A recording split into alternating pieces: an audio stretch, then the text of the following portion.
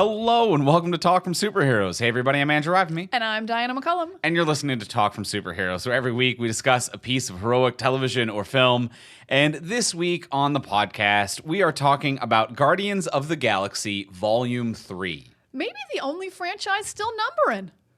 Ooh, one of the few ones. One of the few that just is like, here's a number. I mean, one of the rare ones as well that's doing volume, which is pretty non-existent otherwise. That's fair. I mean, that is within continuity about the tapes and the music and Oh, such. yeah. So, Yeah. I think that's actually a cool way to be like, we're doing numbers, but not like basic bitch These ain't your numbers. mom's numbers. No, they kind of are his mom's numbers. In a little, you know what? You got me there. They are Peter Quill's mom's numbers. You've got me there. But she seemed cool. She did seem cool. She made a god question himself in the Volume 2 movie. Yeah. And his whole being and Now, such. technically, Volume 3 is not his mom's numbers No, and it's music. just a because Zune. It's a Zune that I believe Yondu purchased for him. It's kind of his surrogate father's music. Numbering, yeah. The man who raised him's numbers. But we're talking about Guardians of the Galaxy Volume 3, the third Guardians of the Galaxy movie. We were talking about that today on the podcast. It is a new movie. It just came out. It's fresh. It just dropped. And as we do anytime we discuss a new bouncing baby movie that just came out into the world, we like to give you a spoiler-free review. So if you're on the fence about seeing it, you're not sure if it's for you, or you just want a taste of our review before you do go check it out, we're going to give you a spoiler-free review. Then, once you hear the theme song, that's when we're going to enter the spoiler-filled section. So let's start with a simple spoiler-free review. Diana, did you like it?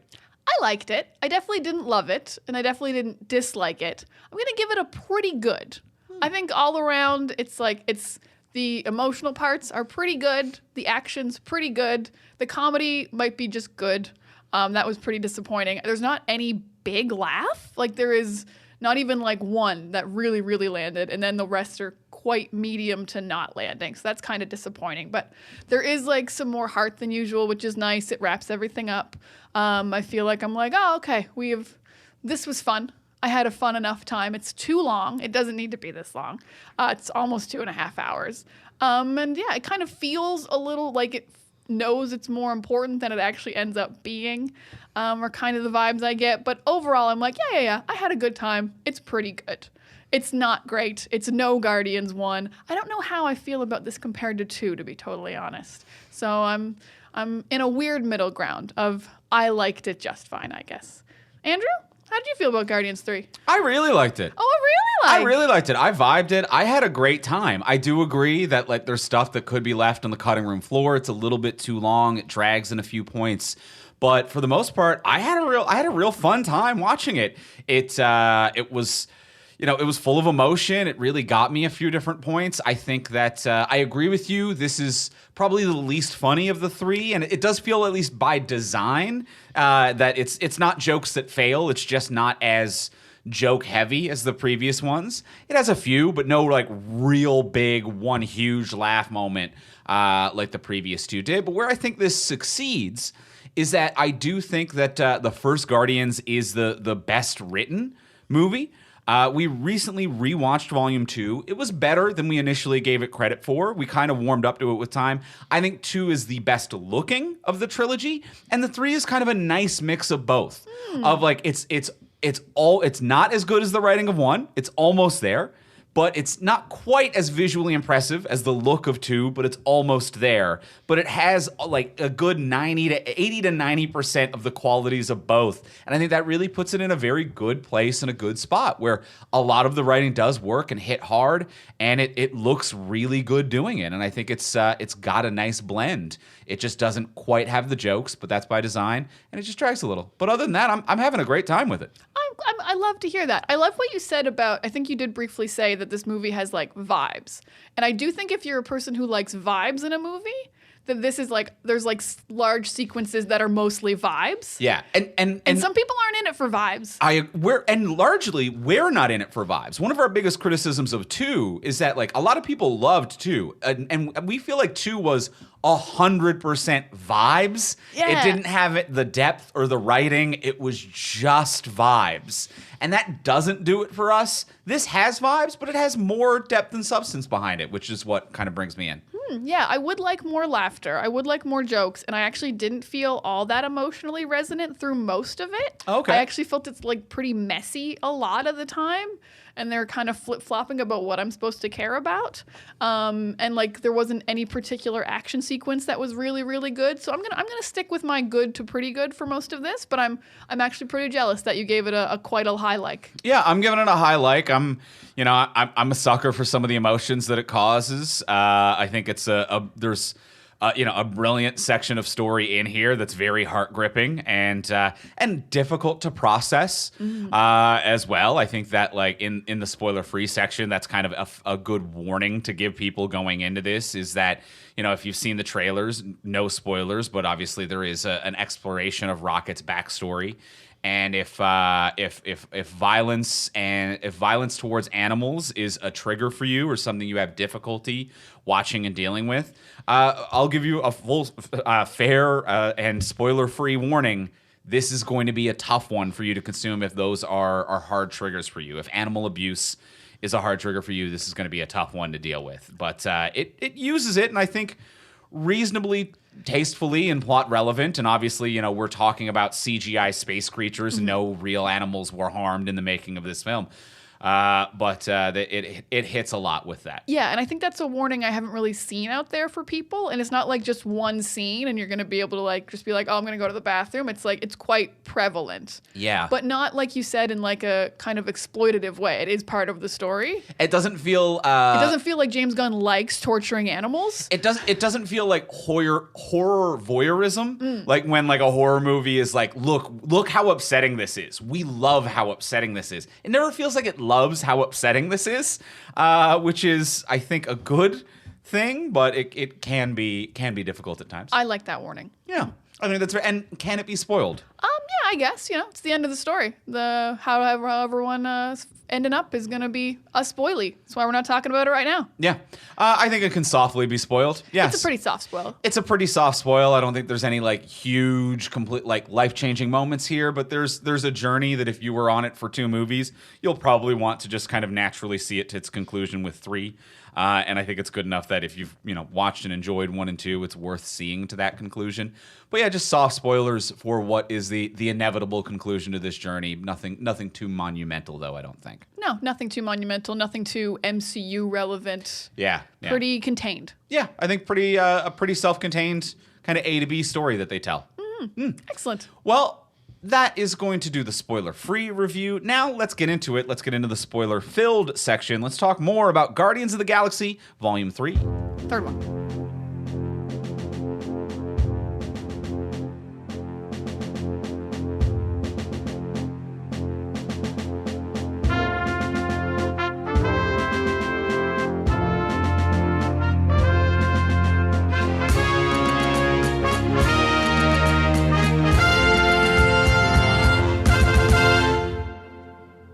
All right, we have seen Guardians of the Galaxy Volume 3, the third one, a very rocket-heavy movie.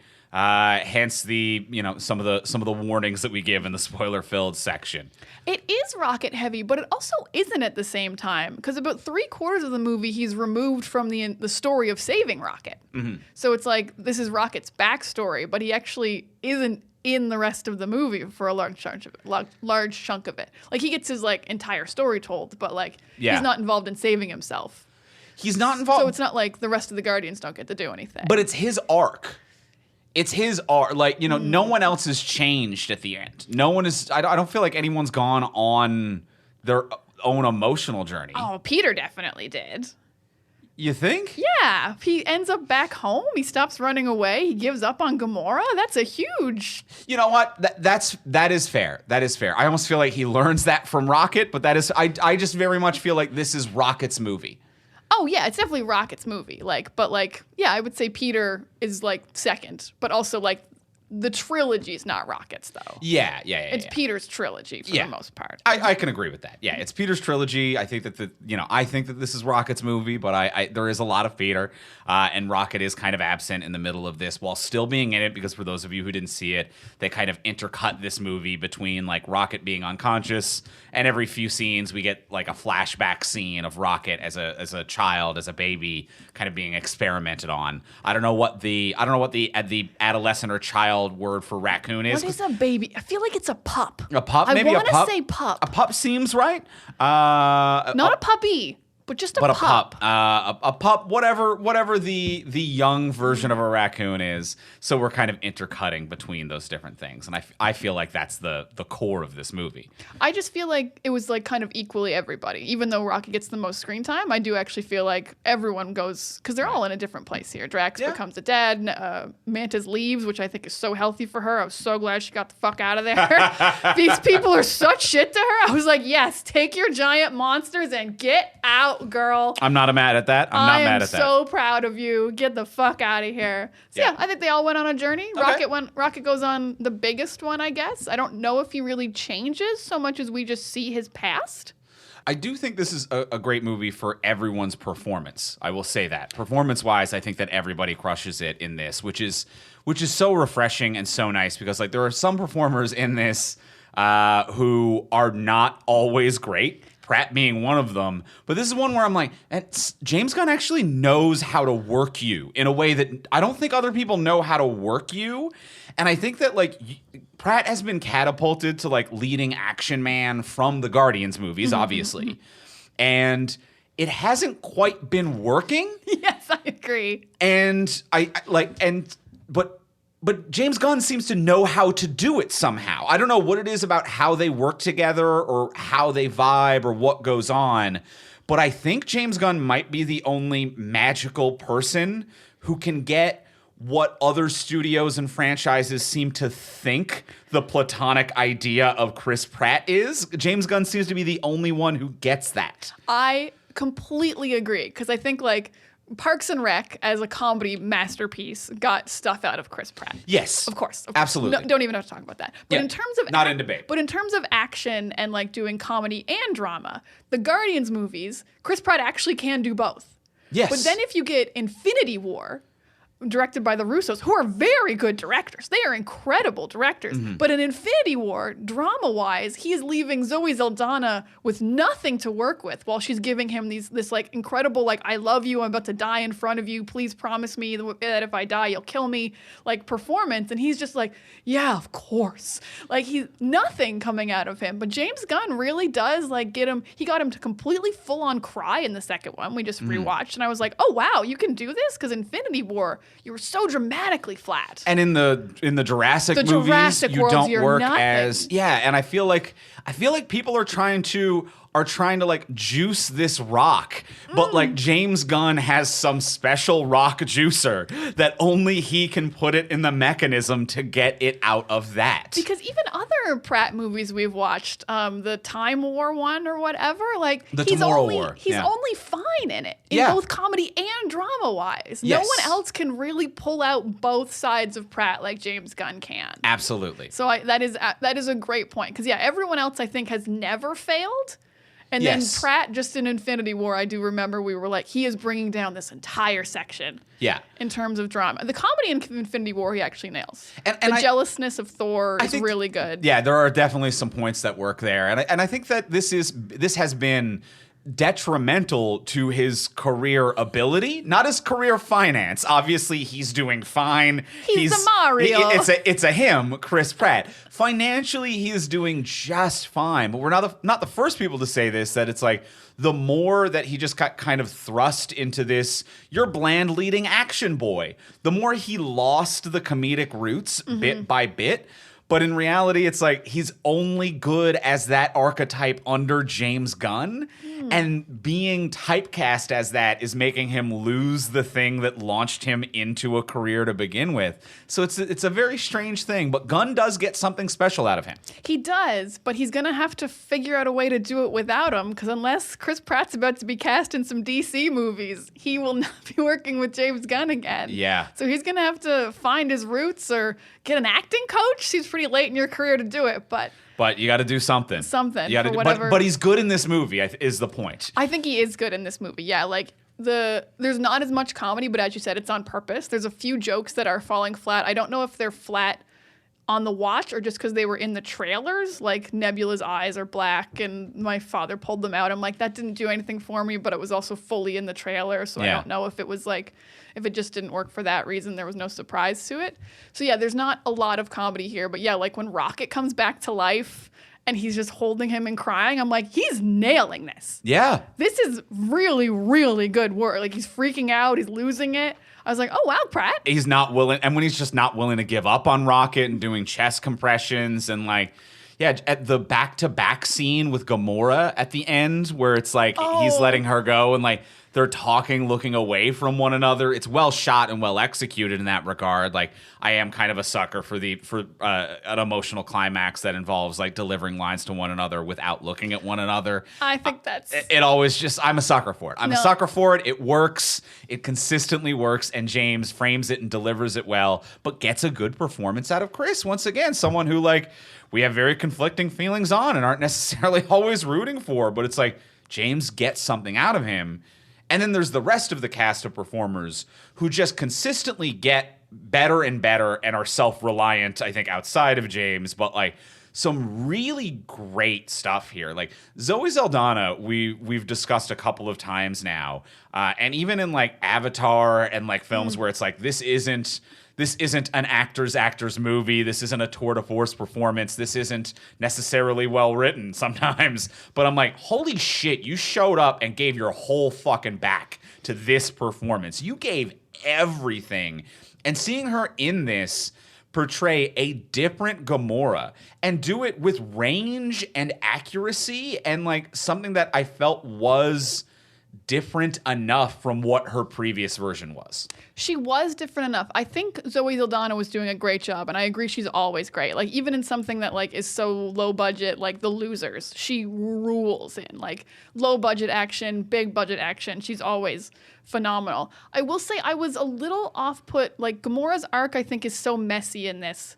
Not so messy, but just a little messy, because Peter is like, you're such a dick. And she does seem to be too much of a dick compared to like Guardians 1 Gamora, who like did want to just save innocent people and like was already turning on Thanos. So I was a little confused about why she was so violent and not inherently nice. I think that this is just even further back than that. Like, this is a Gamora who didn't find the Soul Stone and decide to destroy the map and not tell her father.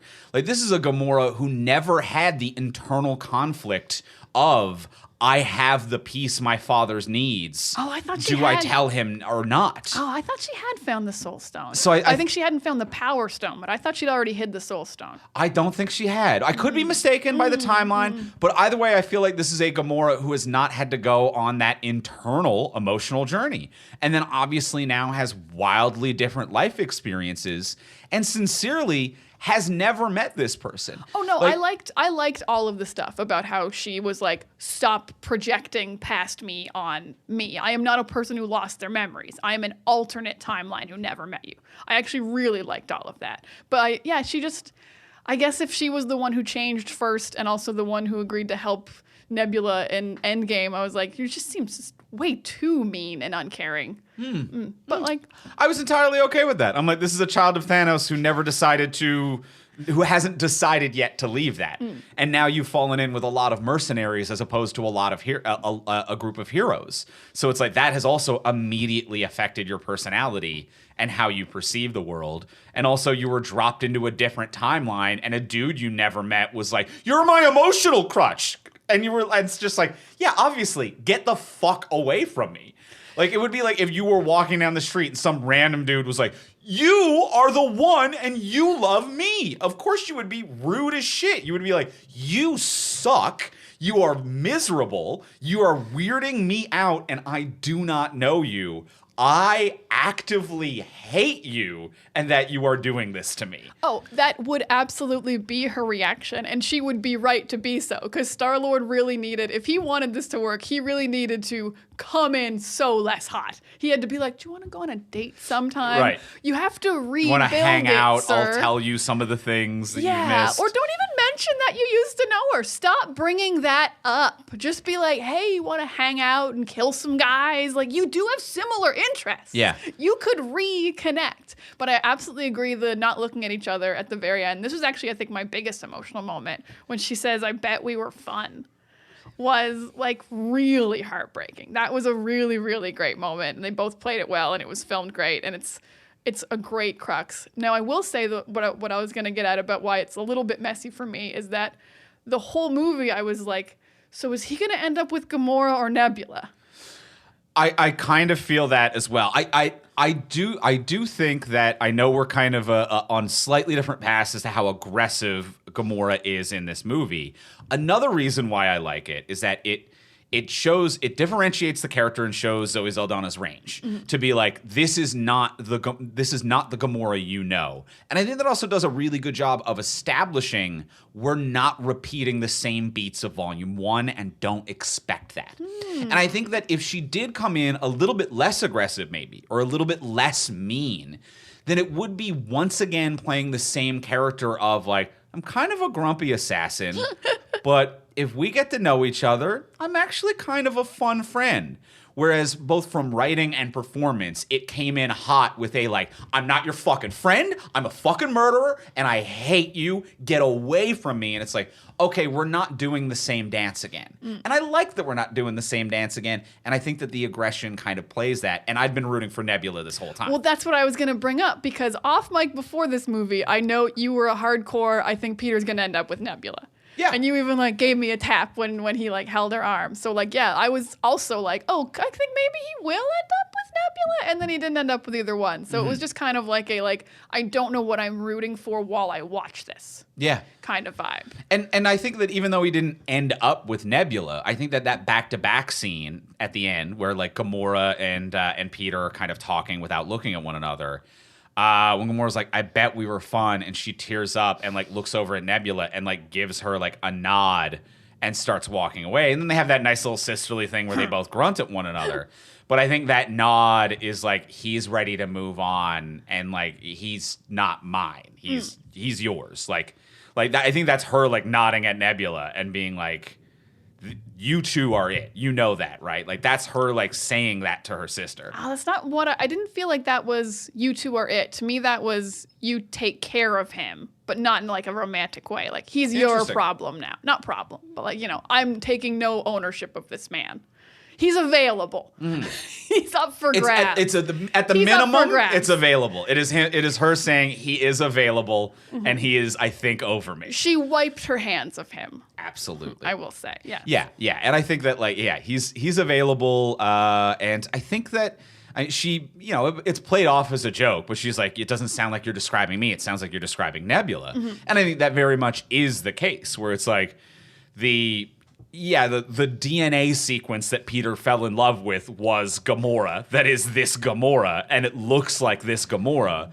But the personality he fell in love with is now the personality of Nebula. Who had pretty much the exact same arc as Gamora, but like 2 movies behight. On a time release. Yeah, she betrays Thanos, she joins the Avengers, she saves the world, she joins the Guardians. Yeah, so yeah, he easily could later end up with both. Apparently he's coming back on the very final. Yeah, he's coming back, which I was like, I don't know what that's about. Why? Yeah. I thought the whole point was the Guardians are done. You don't even have any powers anymore since your dad died. Yeah. He's just a dude. He's got boots and gun. I don't even think he has his boots. He might not have boots when anymore. he jumped out of that ship, He didn't and have then, boots and anymore. then Groot had to catch him. I was like, "Where are your fucking boots?" And the mask. Didn't have the mask anymore well, the either. mask broke last movie. Oh, okay. But okay. I never got the impression the mask and boots were like special. I can't remake these. Yeah. They're one of a kind. I or thought it was something. just like his choice of garment. yeah. So I was confused about the lack of boots. The Even the mask would have been nice to come back. Yeah. The mask also could have been nice as well. But yeah, I guess he doesn't really have anything. I would say that like Experience? he's smarter than most people on Earth, because even though he is like dumb to a lot of spacefaring creatures, he can still repair a spaceship on instinct.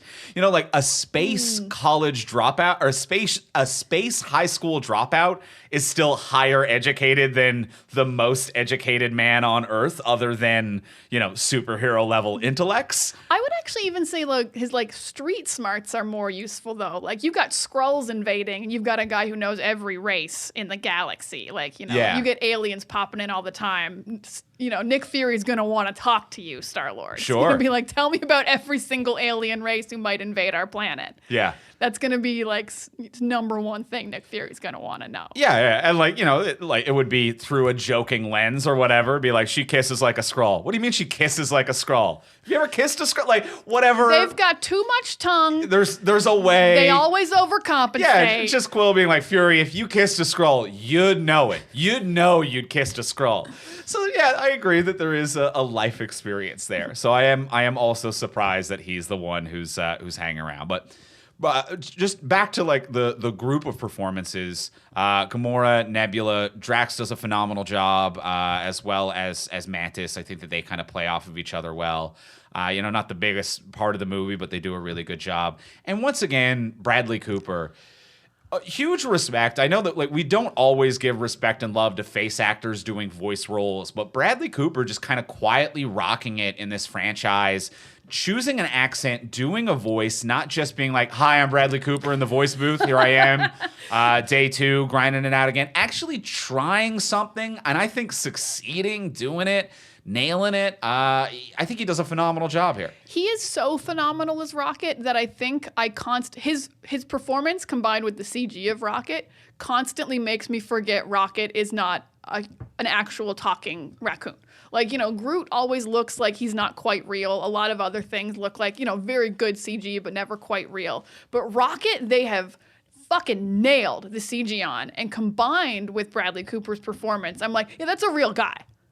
That's a real raccoon who's like had some shit, that he's gone through some shit. Like, I always forget it is Bradley Cooper, very famous actor who's not a voice actor. Yeah. I'm never like, yeah, Bradley Cooper's voice coming out of a rocket. I'm like, no, that's Rocket Raccoon. That's his voice. That's who he is. He's a real guy. Yeah, that is a raccoon. He is from Brooklyn, and we know it. Yeah, I agree. And it really is phenomenal. Yeah, I think it's not talked about enough because it's so good that we're like, he's real. But yeah, like, should have like, I feel like almost he's not doing like an on-screen performance, but it feels like he should have the same level of respect as like Andy Serkis gets for Gollum. Like, yeah, like he's not on set doing the body motions, but he has made a character so distinct and like funny and dramatic and real, and you root for him and you feel for him. He's the realest thing in the movie, and he's not physically there. Yeah, and I think it's just like he doesn't make as an actor, he doesn't make a big fuss about it. I'm not sure he's ever even done press for a Guardians movie. Right? Like Paul Bettany, when he was just the voice of Jarvis, did press for Iron Man before he was ever Vision. But I have never seen Bradley Cooper on a red carpet do an interview. He's like, don't even bring up that I'm Rocket. Like, Vin Diesel won't shut the fuck up about the fact that he's Groot. Loves being Groot. And I'm not mad at him for it. No. If I was Groot, I would also love being Groot. I would tell everyone I was Groot. Be your biggest fan in the world. Be your own champion. I love that level of self-love and enthusiasm. Be Groot. Tell the fucking world. But Bradley Cooper's just like, yeah, I aim for the fences. I did a voice that wasn't my own voice. I'm not even doing press. I'm not making a big thing about it. Just quiet modesty. Incredible. It almost feels like it feels like not wanting to peek behind the curtain, like how you're never allowed to see the puppets doing the Muppets, the puppeteers who run the Muppets. Like, you're like, no, you don't break the illusion. It almost feels like Bradley Cooper's like, no, I'm not breaking the illusion that Rocket's not a real guy. Yeah. We're not talking about the fact that I play Rocket. Yeah. There's no interview where someone's like, can you do the Rocket voice? I've never seen that. Never once. Like, like you said, Vin Diesel shows up in like minor Groot cosplay all the time, and he says, I am Groot whenever you ask him to. But like Bradley Cooper's like, we don't talk about the fact that I'm Rocket Raccoon. It's a very interesting choice, but he does good work with it. He does great work with it. Yeah. I think he does good work with it. How do you feel about like just the overall story, like the plot of this movie? Because we've talked about the characters and a few of the beats, but I'm up and down on it. I actually really like the simplicity of most of the movie being save Rocket's life. I like how clean and how quickly we get into it too. I love that. How quickly we get into it, how clean it is. We establish all the relationships just really quickly off the top. Quill's not over Gamora. We're all worried about him. He's like, but Rocket's kind of trying to take care of him and look out for him. We have this like great like framework set in, and then it's just straight to we're a family and we're gonna save Rocket, and I really like that. And then it gets really messy with this like planet of anthropomorphic animals that we don't save, and then some random children show up that we do save, and it's like, oh, okay, we didn't care about the whole planet of people. Kind of forgot about the whole planet. Who were fully sentient. They just spoke a language we didn't understand. They were like human level smart with civilization. Yeah, like one lady took the Guardians in and gave them her car and stuff. We lost an actual Earth-sized planet of beings. Whoa. It was an Earth. And then we saved like 100 kids we didn't even know were on a ship. So I was like, I don't feel like we really won anything here. I guess we succeeded a little. Whoa, okay. Yeah. So like it just gets a little messy for me. But like, and then like they also just switch places in a weird way, because you've got like Rocket and Quill, or what is it? It's Quill and Groot are like trapped on the ship, and they get off, and then the other three go on thinking they're saving them. And I'm Which is funny. It's funny.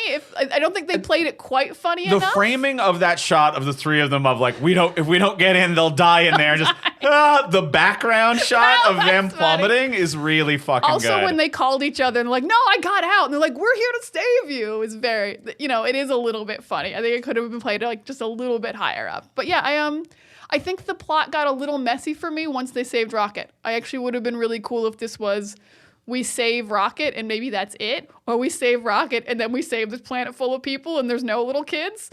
Yeah. Maybe it would have been a little cleaner for me. I think where it got a little messy for me is I actually do like this character of the evolutionary. I think he's a great villain. I think this is a really cool idea for a villain who is well executed. And I think Chikuti Owuji does a really good job with the performance of this kind of like petulance and this like obsession. The character works and the performance works.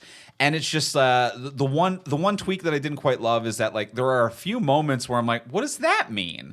Where like clearly like this is a lunatic, a madman who's experimenting to try to find the ultimate life form.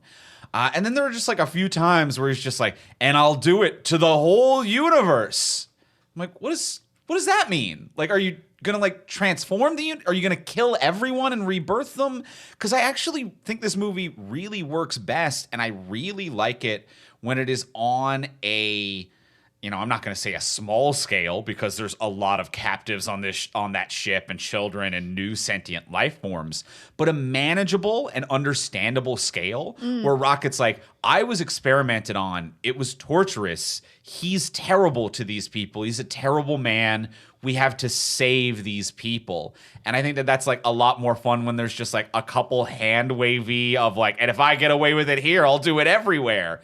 Do what everywhere? Yeah, he really, because the thing he wants to do everywhere is like just make a planet of things he made. Because like until he blew them up, those animal people seem to have great lives. Or at least some normal enough lives. Yeah, some of them were doing meth. Yeah. But some of them just lived in a nice neighborhood and were playing dodgeball. They had a variety of lives and free will. Yeah. They were not like dictatored, it seemed. They really were just regular animal people. So it's like, it's not that evil. It's evil to kill them all at once. Mm-hmm. But what you've done is not inherently evil. I don't think you wiped out another planet to put these animals here, as far as I can tell. Yeah. So, like, what are we stopping? Yeah. What are our goals? I get who we're freeing on the ship, but what are we stopping? And we don't need to stop anything bigger. No, just saving Rocket was totally viable. Yeah, and I think that that's something that like the Marvel movies kind of like need to cool it on a little bit. And I know that the Guardians of the Galaxy are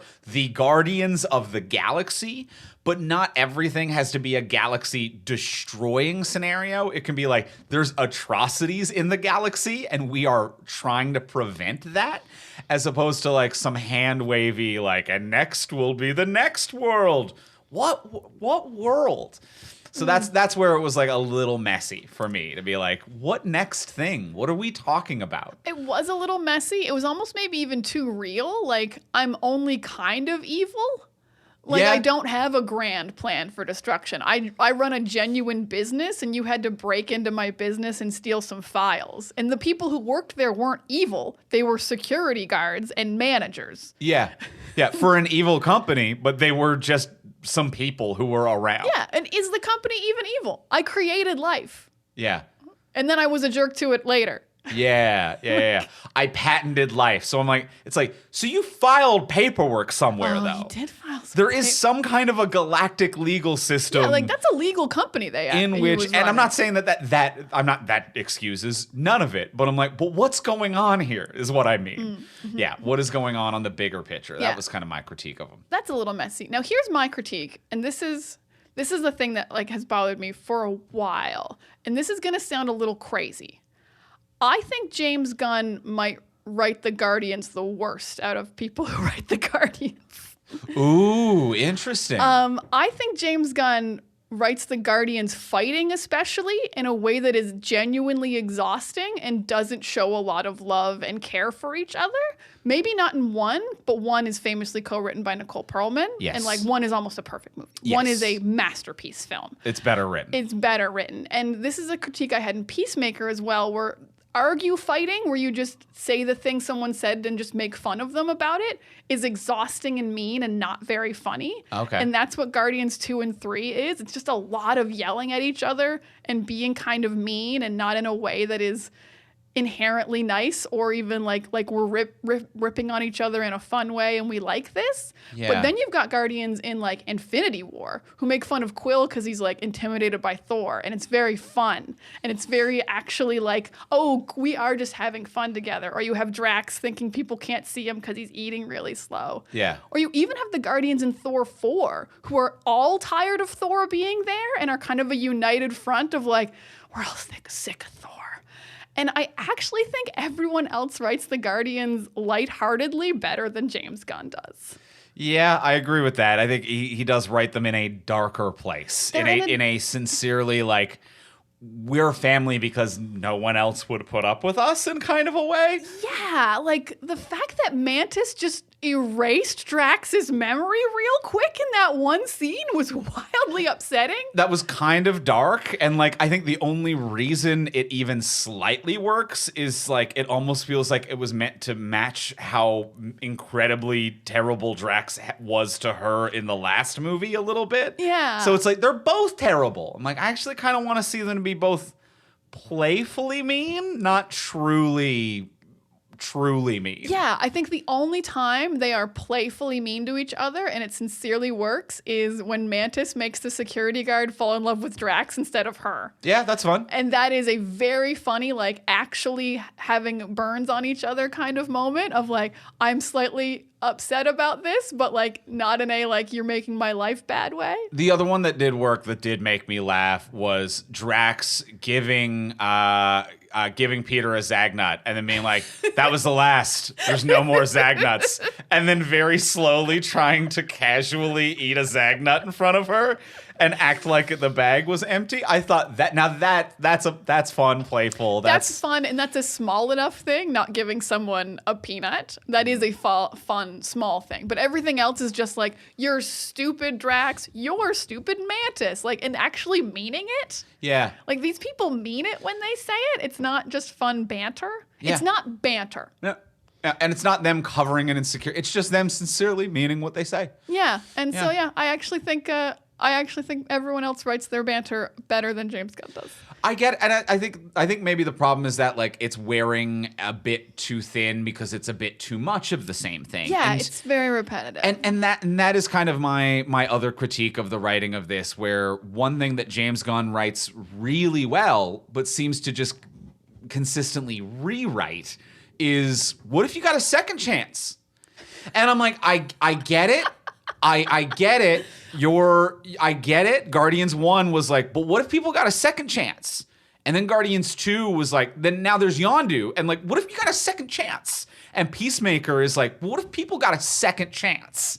And then the Suicide Squad is like, but what if you were bad and then you got a second chance? And it's like, and then Adam Warlock is like, what if you got a second chance? And I'm like, James Gunn, I get it. You're a walking second chance. You are the example of, can a person be a dickhead and grow? I get it. I get you relate to that. And because you relate to it, you write it really fucking well.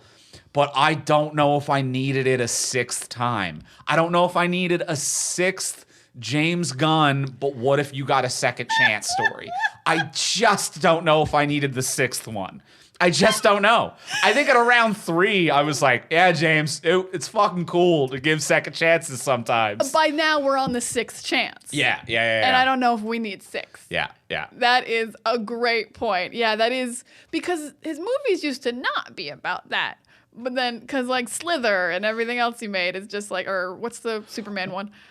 Brightburn, yeah. Yeah, like those aren't about second chances. But No. then he got a second chance. He's like, that's what life's about. That's what life's about now. You make a couple bad tweets and you can still make a Marvel movie. Yeah. Everyone deserves a second I chance. used to be a piece of shit who would go have sloppy steaks every Sunday, but people can change. Yeah, you do not need to watch another Guardians movie. You can just watch that. I think you should leave sketch, and you've nailed it. You've got it. And you've got drama and comedy. You've got right it. in that sketch. And it's hard to slam on it because I'm like, It's a nice feeling. It's a nice feeling, and you do understand this feeling, and you do write this feeling really well. You have an intimate knowledge of this feeling. And it just, 6 might have been the 6th too many times. 6 cents. Yeah, exactly. Exactly what we're all saying. I get it. And it's like not even subtle in this one. Like the fact that Adam Warlock's like, why? And then they just straight look at the camera and they're like, people deserve a second chance. Oh, okay. Thanks for the theme. Okay, Yeah. We'll put that in the trailer, I guess. Yeah, you hit that one up maybe a little, Like, if I little had to- strong on that one, James. Like if I was watching this movie in like English class and they were like, what do you think the theme is? I'd be like, well, they said it. He was like, everyone gets a second chance. Yeah. Now, like, there's so many second chances in his stories, and I'm like, I'm starting to get worried. I'm like, have you done some other shit, James? Like, are you trying to bank a few extra give me another chance stories for when we find out about some other shit that wasn't cool? Like, what are we doing here? Well, here's what we're going to find out if he's done with this. James Gunn wrote the upcoming Superman movie. Yeah. I don't know if Superman needs a second chance, but maybe Zod or a villain will. So if the next Superman movie is about someone getting a second chance, we're going to be worried as hell about James Gunn. What if Superman or Zod are part of the reason Krypton is destroyed? That's the second chance. Yeah, if I destroy a planet, maybe I can save a planet. I need to find a second chance. We'll see. Sloppy steaks, everybody. Get out there, slop them up. Watch the I Think You Should Leave sketch. That's the theme of it. That's the theme. Since we're on James Gunn, I think we have to talk about music. Sure. A thing I never noticed. But one thing I love that this movie did that I don't believe the first two did is they internally explained every single song and even volume changes. Oh, okay. Like they hit play every time a song played, and every time it got louder, they like increased a speaker volume visually on a thing. They turned it off visually turned off a speaker whenever music went off. And I was like, oh man, you hate how musicals just have music playing, huh, James Gunn? I I didn't think of it like that. I did. I was like, you must watch a musical like Newsies or something where people just start singing and be like, fuck off, where's it coming from? Get on out of here. But I actually genuinely loved the internal showing of where the music was coming from. I don't have any strong emotion either way, but I love that you're happy about this. Because for me, I was like, at no point was I like, but where's the volume? At no point was I fussing about that, so I didn't need it. But I didn't dislike that it was there. I'm just kind of like, whatever on it. I also didn't need it because I love musicals. I don't care where the music's coming from. But this movie has so much music that it showed just a lot of care and thought to have every single time shown where the music was coming from. Yeah. I was like, oh, this was made, like, every song was chosen so purposefully. Every moment was crafted so purposefully to be like, I have to make sure the music is integrated. And I appreciate his own internal logic. Interesting. I'm gonna give him a win on that one. I really liked it. I don't think he did that in the first two movies, so I was like, yeah, there would be like a scene or two of that. Of like, with the you know, Walkman. Yeah, absolutely. Yeah, But one or two moments. This was the most. I think maybe because the Zune plugs into more stuff and the Walkman wasn't I think able to. it has Bluetooth? Question mark. I never owned a Zune. I don't. At least got a jack. Yeah, it's at least got an aux cord. Yeah. At the very least, there's an aux cord. I don't think going Zune on. had Bluetooth, but I'm gonna say an aux cord. Yeah. And I also like that it's in Rocket's possession as well. I think that this also kind of goes over to like my theory that this is Rocket's movie, is that like he's left with the music, he's handed control of the Guardians. Like it is kind of like Rocket's journey of like he has been the adolescent somewhat of the group of like, you know, it's weird because he ages differently, obviously, than everybody else and is a raccoon. And, you know, his intelligence does not necessarily correspond to biological age. And I don't fucking know. But he's moody. He's kind of younger. And it's just he's a bit older in this, but he's still kind of finding himself through a lost youth, similar to Peter, which is why like now he's finding himself through this music the way Peter did. Ooh. Which is kind of how I view that, to be like Peter is kind of ready to move on, and he needs to be told to do that, to be like, go find your grandfather from Nebula and like move on from Gamora, and he needs to be reminded, but he is ready to move on because he's experienced the adolescence that he missed. He's come to terms with the father that he never had and the problematic one that he did. So it feels like it was Rocket's journey to be like, I need to come to terms with some of the things Quill did and some of the same ways that he used as coping mechanisms. I love that analysis. I hadn't thought of it that way, but I completely agree. Yeah, Rocket listening to music and kind of finding comfort in music is a thing Quill does, but a thing like most young adults do. And like he had so much more music to choose from. He didn't have to be like, these were the songs Quill's mom liked. He like, I can choose who I am through music. Yeah. And he clearly did, because I actually loved that he was humming along to the songs, which Peter never really seemed to do. Like he likes all the music. Yeah, he did the one dance singing. Yeah. When he got the Power Stone. Yeah, he did do that. That's fair. That was a good one. It was classically good. But he's not, you know, into it as much as he's a little more melodramatic about listening to his cassettes than Rocket is. But yeah, about the Rocket Zune. just like sitting quietly and listening to music is very a teenager finding themselves. Yeah. And you're right. There's a nice handoff to Rocket, because was it in the first movie where like there's that very funny line where Peter's like, do you want to run this ship? And Rocket's like, yeah. He's like, well, you can't. And it's very, very funny, and it's very well done. But Rocket's wanted to be the leader since day one. Yeah. Even in Infinity War, he's like, I'm the captain of this ship. And he goes off with Thor, and he says he's the captain. And even Thor recognizes that he might be the captain because he's the smartest guy in the ship. Sure, yeah. So yeah, there's really nice arc for Rocket here, and Peter. I think they both go on they're one step apart from each other. Yes, they're one step apart, and they're both doing it 10 years too late. Like, you know, Yes. like the energy that they're going through of adolescence. It's like we're doing it as a 30-year-old Peter Quill or a however representative age Rocket is. I don't know, like, you know how like 1 year is 7 years for a dog? I don't know what it is for raccoons. I will say they did a phenomenal job. You mentioned kind of briefly like how real the animation is. Like I believe that Rocket is in the room. That raccoon is in the room every fucking time. But even when this movie starts, Rocket is animated differently in this. He moves differently. The first time we see him, he's got the Zune in his hand, and he stands up like a guy my age, like someone in their late 30s, where he stands knees up hurt? and like his knees popped a little as he stood and he's got to stretch it out. And he kind of like zig and zagged down those first few steps after standing up to be like, oh, I was sitting too long and my knees locked, as opposed to that like very like that very fiery, quick, all fours kind of movement that a younger Rocket did in previous movies. They immediately had, and like the level of detail for that animation team to be like, what does it look like when a raccoon who is somewhat bipedal has been sitting too long and his knees kind of need to pop and stretch out like a 37-year-old man. And to figure that out and nail that animation is truly insane. And for all of the criticisms of recent Marvel movies and the problems that the animations have had, which come down to problems of budget, crunch time, and disrespecting and terribly doing a terrible job of treating your employees. So it's not on the animators, it is on the company and the way they treat the animators. I want to make that very clear.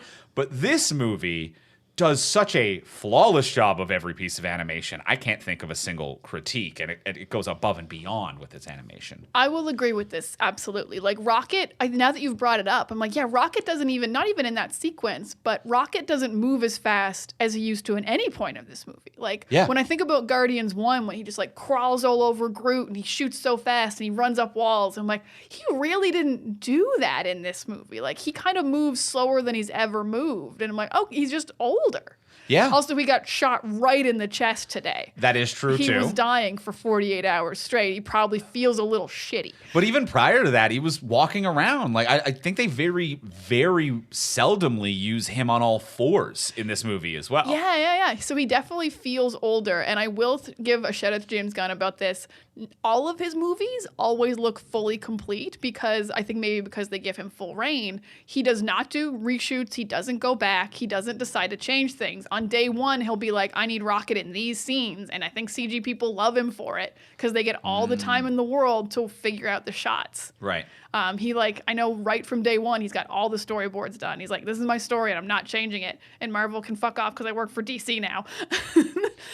So I think that might explain why everything here looks good. You don't hear about crunch time. You don't hear about reshoots. You don't hear about how this one's not quite done yet. Right. Half-finished special effects. And yeah. Like, do not watch Thor 4 again, you guys. It's half of it's not finished. Right. But yeah, everything here looks flawless. Like, some things I think look silly on purpose. Like, I don't especially love like the security guard suits Nathan Fillion's wearing, but I recognize that they look that way on purpose. And also, I think that was practical as well. I actually think that so when they're floating, maybe not, but design-wise, I'm just like, I don't visually like to look at this, but I know this was an on-purpose thing. This is just a me being like, I don't like asymmetrical dresses either, but asymmetrical dresses are a perfectly valid thing to wear. Sure. Yeah. Criticism. Yeah, absolutely. Yeah, if you set out to make an asymmetrical dress and you do it, and then you've succeeded, and it's just not for Diana's. Yeah. So that design in particular, but like the entire like living business they went to like looked real. It looked like a new thing I'd never seen. I absolutely adore that about James Gunn's movies. Like, we talked about how 2 is bright and vivid when they go to Ego's planet. It's like things you've never seen before. And this movie also just casually is like, here's a thing you've never seen before, and we did it differently than anyone's ever done it. And it's well lit, and you can see it all, and it's bright, and it's easy to watch. Yeah. And I think that is a wonderful point you make, and I couldn't agree with that more, which is something different that's never been done before. And it seems almost impossible in an age of the amount of media that we have, not just through all of history, but through the consistent creation of media and the amount and breadth of work of science fiction over the years, to be like, you can't come up with a new style of space station and spacesuit and alien creature. You can't do it. But there are several points in this movie where I'm like, what the fuck is this? Like, I've not seen or thought or even had described to me or read in a book the idea or look or concept of this. And shout out to like the costume designers, wardrobe, and all of the concept artists who did incredible, really wildly original work here. Yeah, a living space station kind of feels like it's been done before, but I've never seen a living space station that like was gooey. Yeah. Like, I've definitely been like, this space station's alive. Oh my God. But they've never been like, yeah, it's skin.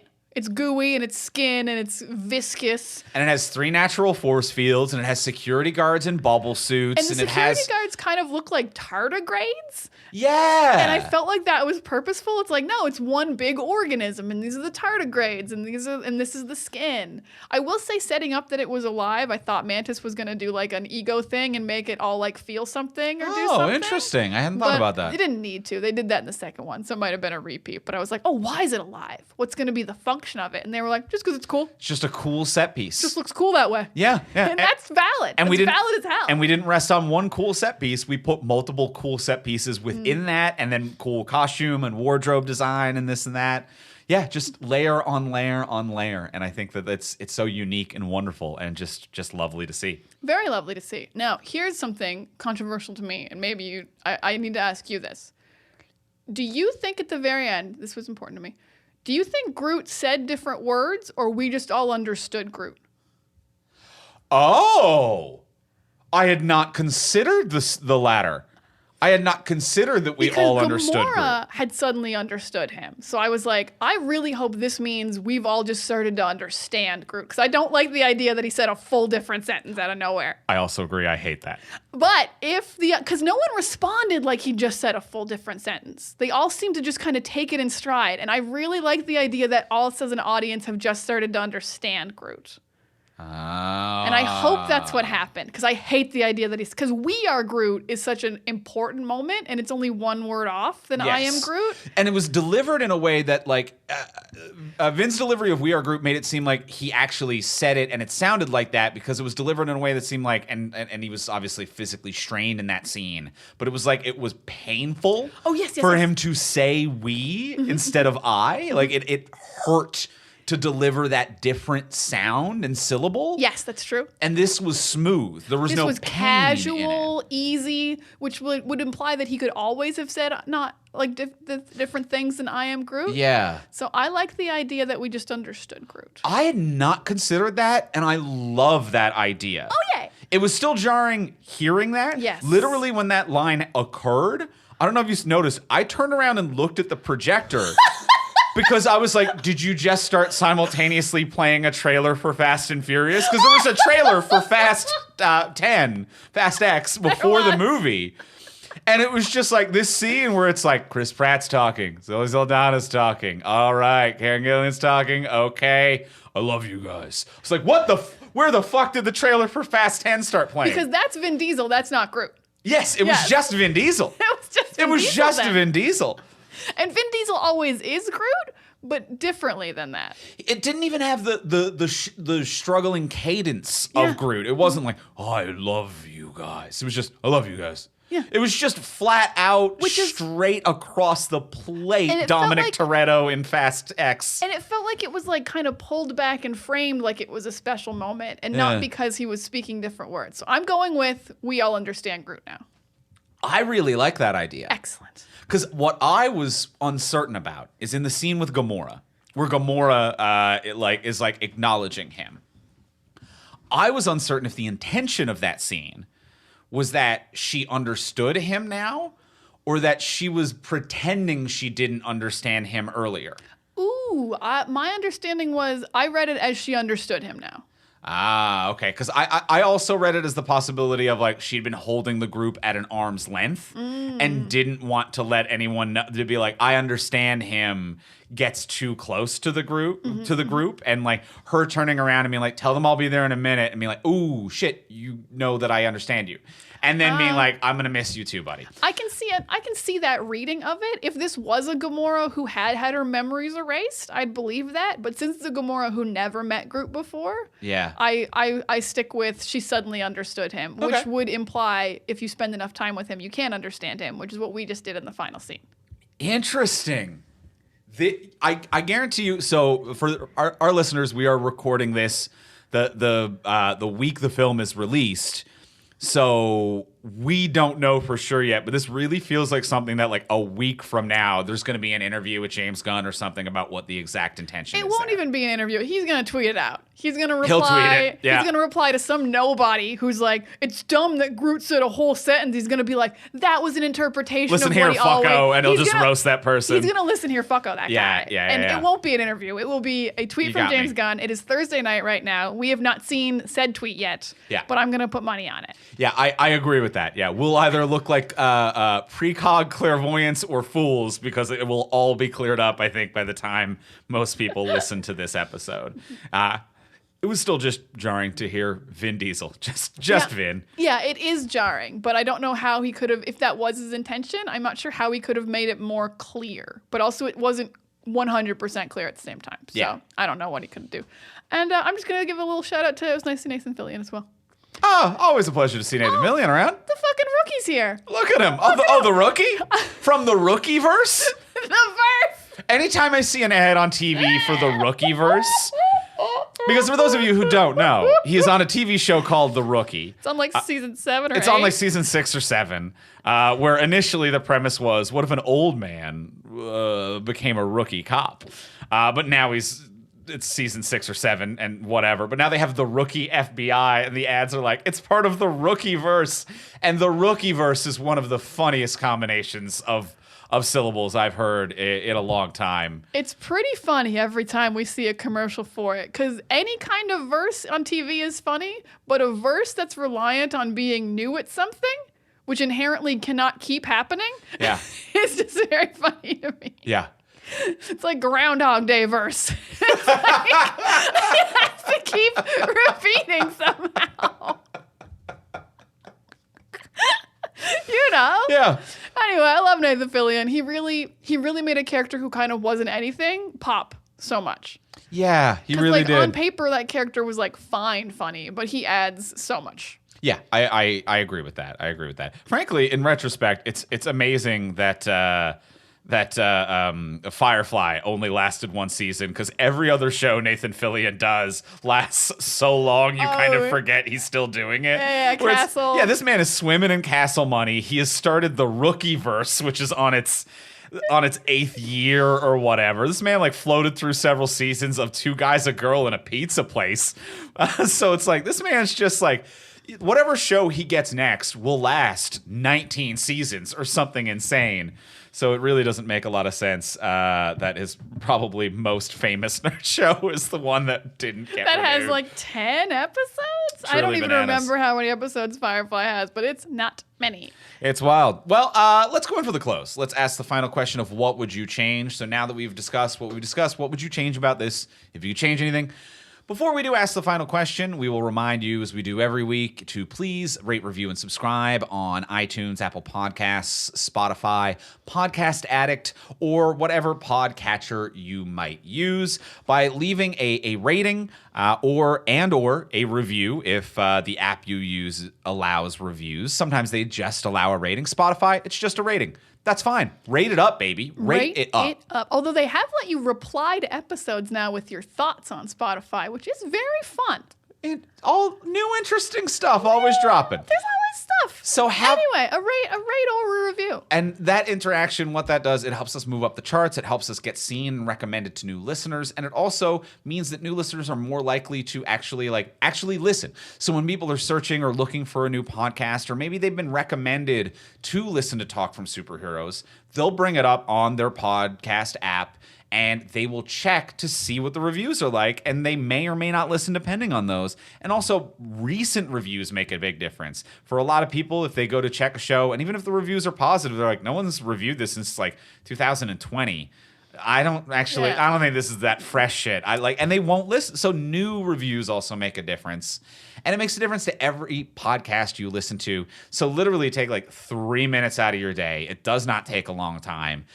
Open it up, pick 2 or 3 podcasts you listen to. It doesn't take much, and just leave a rating and review for your favorite ones. Hopefully that's us, and a couple other things you listen to. Makes a world of difference. And after you do that, do a big self-satisfied sigh, because you've just made a huge, be like, I did it. And then wipe your hands like you made the world a better place, because you did. Yeah. You helped some people out with your quick 5-star review. Please make it 5 stars. That's very important. We appreciate all the reviews we have. Thank you so much to everyone who has reviewed. Yeah. It means a lot. We need those 5s because like the best a podcast can do is an average of like 4.9, 4.8, because you're always going to get like a 1-star lunatic no matter what your podcast is. There's always the lunatics. And we got to try to balance them out as much as we can with the 5s. Yeah, if you see a 4 point anything on any podcast you go to listen to, that's basically a 5. Know that that's basically a 5. And as well, if you want to support the podcast monetarily, you can do so by checking us out over on Patreon, which is a monthly subscription service. You can subscribe at whatever level is in your budget, and you'll get different levels of cool bonuses for doing it. For example, at the $1 a month level, you get our webcomic Text from Superheroes early. As well, at the $3 level, you get our podcast early. So you get this episode. You could have had this last week. You could have had this before you even went to the theater to see the movie. You could have listened to the spoiler-free review. You could have listened to it on your way leaving the theater that weekend. So you will get episodes early if you become a $3 patron. And as well, if you become a $10 patron, you not only get all of that other content, you also get an exclusive bonus episode every single month. This month, our bonus episode on the Patreon page is going to be on The Fast and the Furious, which is the first one of that franchise. We have to be specific because that title's used pretty closely a few times. It's very close a few times. We're talking about the first one. We're talking about DVD VCR combos. You know we're talking about those DVD VCR TV combos. TV combos. It's 3 things, and it's in a truck, and it's over on our Patreon page. So head over to our Patreon page at patreon.com/fromsuperheroes. That's patreon.com/fromsuperheroes. And when you head over there, have a look around. If it's in your budget, we love and appreciate you. It helps keep everything run at this network, and you know it pays the bills and keeps the lights on, and you get cool bonuses. So check it out, patreon.com/fromsuperheroes. Excellent. Thank you so much to our current patrons, by the way. We love you all. Thank you very much. And now, let's go in for the close. Let's ask the final question of what would you change? Diana, what would you change? I've got 2 pretty big ones, and I'm not choosing between them. I'm going to do them both. My biggest change is I just feel so bad for this animal planet. So my biggest change is there's no random kids on the ship, and we're going to save the planet instead. So just kind of all the same stuff. You can still get trapped on the ship with the evolutionary, but like we have to save this planet. An entire planet of sentient beings just absolutely died in front of us. And I even like the idea of maybe like nowhere gets destroyed and the people of nowhere move to the planet, or the people from the planet have to go to nowhere. But I like the idea of the people on nowhere getting like a full planet, and they're like, oh, thank you for saving us, and everyone lives in a symbiotic, like we're all used to weird people or different people or not non-conforming people, and we're a big society, and the people of nowhere get like a home that stops getting attacked every week. So I like the idea of saving the animal planet. And then my other small change is Rocket. We still are saving Rocket. It's definitely like the main thing, but I'm going to have Rocket injured in a way that he's still conscious, because I do miss him interacting with everyone trying to save him. He's still stuck in the med bay, and he's still having flashbacks or whatever, but he does wake up, and he'll be like, hi, evolutionary, and they'll be like, we'll save you, and he'll like be scared to go back. Just a little bit more interacting in his own story, even if it's through fear, but at least he gets to talk to everyone that way. He's still super injured, he doesn't go on any of the adventures, but I just want him like a little bit awake and participating in his own agency of rescue. So those are my big changes to improve Guardians of the Galaxy Volume 3. I like that. I really like I really like the semi-conscious Rocket. I think that's very nice. For the planet thing, I get what you're seeing. I kind of miss that whole thing, but yeah, that nice family who gave them pop. Yeah, they're dead. Yeah, it was really good pop too. According to Nebula, she loved it. They had photos up. Yeah, they were a community. Yeah, they all banded together to fight aliens and throw rocks at them. Yeah, they had choice and free will, and yeah, some of them were doing drugs, but everyone is. You don't blow up the planet, my God. Don't blow up the planet. So yeah, we gotta save the planet. Andrew, what would you change? I love those. I can get on board for both of those. Mine, unfortunately, is that we discussed a little bit in the spoiler-free review that the movie's a bit too long and can be cut down. And we also discussed in the body of the episode that we don't need a sixth telling of What If You Got a Second Chance. So unfortunately, I'm just going to cut the entire Adam Warlock storyline. Don't need it. We don't need it. It really feels like a TV level C plot of like, here's some filler time before a commercial. And I'm like, we don't need filler time right now. And I feel bad because I actually think Will Poulter is doing a great job with Adam Warlock. He is really good. He is portraying this power with innocence in a really great way, and he's got that great CW face where I'm like, I know you're 30, but you look like you could play 17. So this level of childlike kind of wonder and confusion, I think he's doing a great job. But I feel like that they teased that at the end of the last movie, and I'm like, you didn't need to really follow up on it. It could be the inciting incident, but the whole kind of subplot of I consider this woman my mom. I'm like, do you? Because she died pretty quickly and you didn't do much after. And the evolutionary made you. You were kind of made in a tube. So it's weird that you call her mom. And then your mom gets blown up by the evolutionary. But you never seek revenge for that. I was like, oh, now we got an ultra powerful demigod who's coming after the same guy that the Guardians are going after.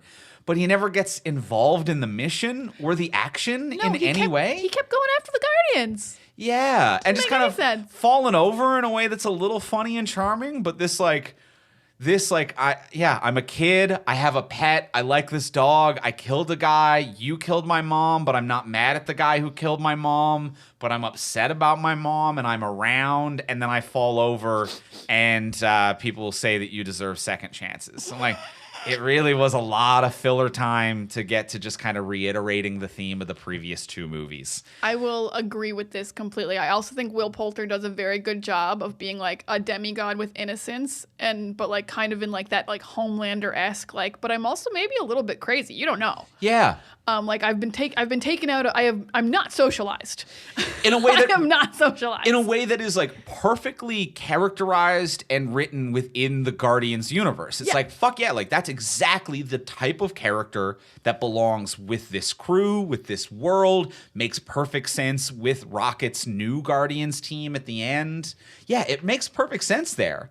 And it's well characterized. But this movie doesn't need it. The High Evolutionary is such a cool evil guy. He could just have his own guys going out in the universe looking for them. Yeah. I actually wouldn't even mind if when Nebula stabbed him, he just was dead. Yeah. If that was just the end of him. Because it is an exciting opening incident of this super powerful guy taking out the entire Guardians in one fell swoop. Is pretty cool. But I agree we don't need any of the rest of the stuff with him. Yeah, yeah. And it's wild because, apparently the original draft of Volume 2, he was in, and James Gunn cut it and was like, I have too many characters, so I had to cut it. It's you have too many characters in this one, my dude. It's really long. He's not the main character. You set him up at the end, and then you felt the need to keep him around, but it's not the crux. So, yeah, I think Warlock Gone easily cuts a good 20 minutes out of this movie. Yeah, it makes it a lot tighter and flow a lot smoother. Real more reasonable. Now, I actually thought, is that confirmed? Because I actually thought he was kind of added on at the end of Volume 2 because he was supposed to be the Soul Stone, because in the comics he was the Soul Stone. I didn't even think that was a James Gunn addition. I think it was a bit of both from I've read conflicting things about both, where it was he was prevalent in the first draft, but we had too many characters, so we cut him. But also we were going to set up the Soul Stone, so then we put him in the after credits. But then I got fired, and then there was no 3, and then they needed the Soul Stone somewhere else, and then I got rehired. So there's a bit of mess, but either way, Adam Warlock's a mess. You can fix that mess by just not doing it. Don't do it. Just don't do it. I love that change. Do it. I love that. It would be such a good pace then. Yeah, it would really improve the movie, which is, as you said, sad to say when a person's done a really good performance. Yes, to the point where I'm I hope I see you show up in the MCU in some capacity, because I really think you're doing a great job with this role. I really like you for this. Yeah, he wasn't cut, so we can see him again. But if he had been cut, it would have been fun. Agreed. Well, that will do it. That's going to be it for us this week. Thank you very much for listening. Next week, we're going to be back. We are going to be talking about F9, which is the ninth. Everyone knows. The 9th Fast and Furious movie. I can't believe that one's just a letter and a number. F9. F9? That's just a key on a keyboard. F9. I'm an F1 girl I used to myself. seeing you in F9. F9, everyone. So we'll be back next week to talk about that in the build up to the new Fast and Furious movie, Fast X or 10. Are we accidentally doing all Vin Diesel movies this month? It's just a lot of Vin to go around, baby. Can't stop that man. You just can't turn off the Vin on this podcast. So we'll be back next week to talk about F9. In the meantime, if you want to reach out to us, you can find me on Instagram at Ivimey, Ivimey. You can find me on Twitter at Words of Diana. And you can find both of us most places at From Superheroes, or visit our website, fromsuperheroes.com. And we'll talk to y'all next week. Bye.